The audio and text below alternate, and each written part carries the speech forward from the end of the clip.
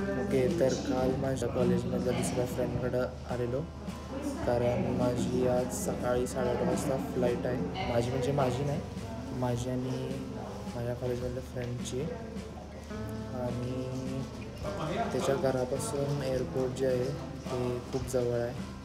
त्यामुळं माझ्या घरातून सकाळी लवकर उठून ट्रॅव्हल करण्याची रिस्क घेण्यापेक्षा मला असं वाटलं की रात्रीच त्याच्याकडे जाऊन राहावं, कारण तसं पण दोघं एकत्रच ट्रॅव्हल करणार आहे. त्यामुळं जी ट्रिपच्या आदल्या दिवशीची जी एक्साइटमेंट असते ती होती. त्यामुळं ऑब्व्हियसली झोपू शकलो नाही काल रात्री. त्यामुळे जरा कंटाळा आलेला आहे.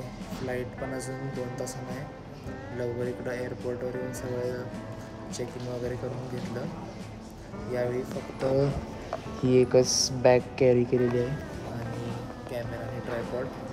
आणि यावेळी परत एअरपोर्टच्या सिक्युरिटीनं मला थांबवलं. लास्ट टाईम एस्टोनियाला जाताना पण थांबवलेलंच, यावेळी परत थांबवलं. माझं सगळं चेकिंग झालं, म्हणजे माझ्यापेक्षा माझ्या बॅगेचं जास्त झालं. सगळे माझे परफ्यूम्स, टूथपेस्ट सगळ्याचं एकदम डिटेलमध्ये चेकिंग केलं. पण शेवटी काय असं चुकीचं काय सापडलं नाही. त्यामुळे आता इथं मस्त व्ह्यू एन्जॉय करत बसलेलो आहे.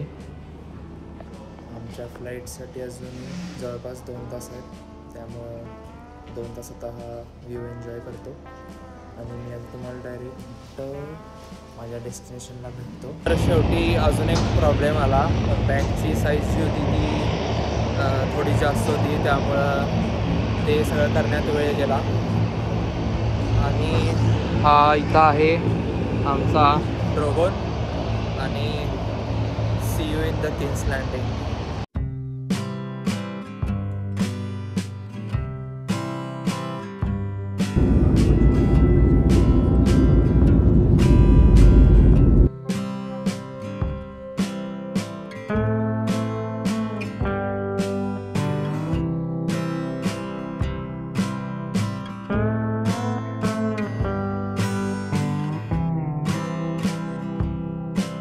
Finally we landed in Dubrovnik, Croatia, aka King's Landing. Game of थ्रोन्सचा फॅन असल्यामुळं हे डुब्रॉनिक जे लोकेशन आहे ते बरेच वर्ष झालं माझ्या डोक्यात होतं. तर योगायोगानं आज ते बघायला मिळालं. आणि आत्ता मी आमच्या हॉस्टेलवर पोचलेलो आहे.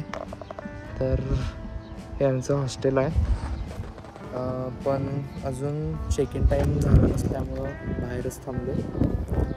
चेक इन टाईम झाला की आज जाऊन आवरून आम्ही सिटी टूरसाठी जाणार आहे.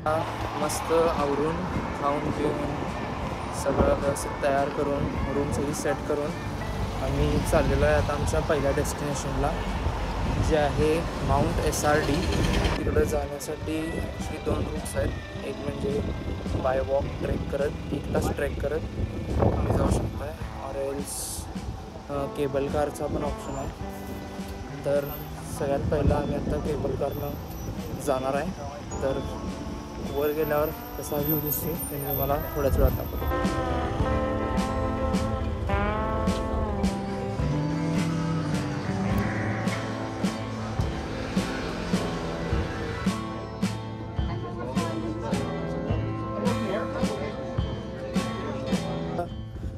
माउंट SRDवर येऊन आम्हाला भरपूर वेळ झालेला आहे आणि आम्ही केबल कारनं मगाशीच आलेलो आहे. तर इथनं जो व्ह्यू दिसतोय तो एकदम सुंदर असा आहे, तुम्हाला दाखवतो. See this is the Dubrovnik, this is the old town of Dubrovnik. आणि असा खूपच सुंदर असा हा व्ह्यू आहे. तर आता मी जरा दुसऱ्या साईडला जाऊन तिकडनं दुसऱ्या अँगलनं चांगले फोटो येतात.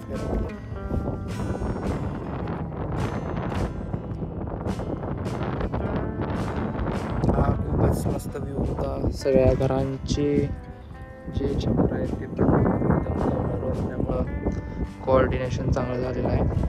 आणि या साईडला जे आहे ते ॲक्च्युली लोक्रम आयलंड आहे.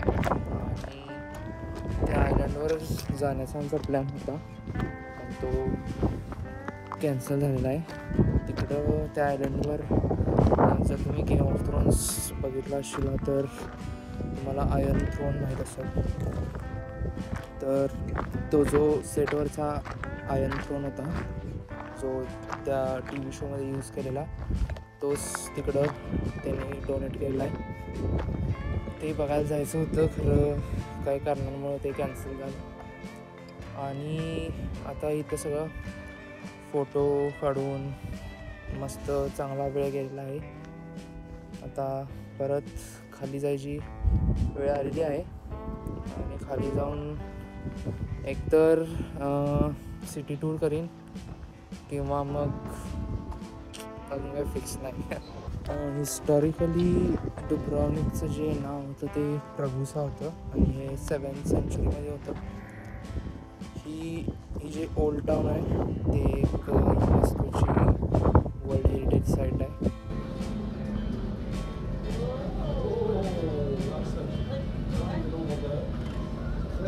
संध्याकाळचे 7 वाजलेले आहेत आणि अजून पण सनसेट झालेला नाही आहे.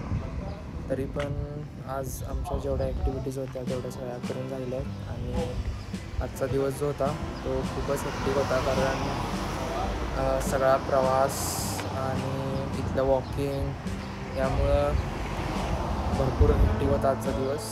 तर आता आम्ही डिनर करायसाठी आलो. खूपच लवकर आहे पण काय ऑप्शन नाही आहे, कारण उद्या पण भरपूर ॲक्टिव्हिटीज करायचे आहेत. त्यामुळं हा आजचा दिवस इथंच एंड होतो आहे.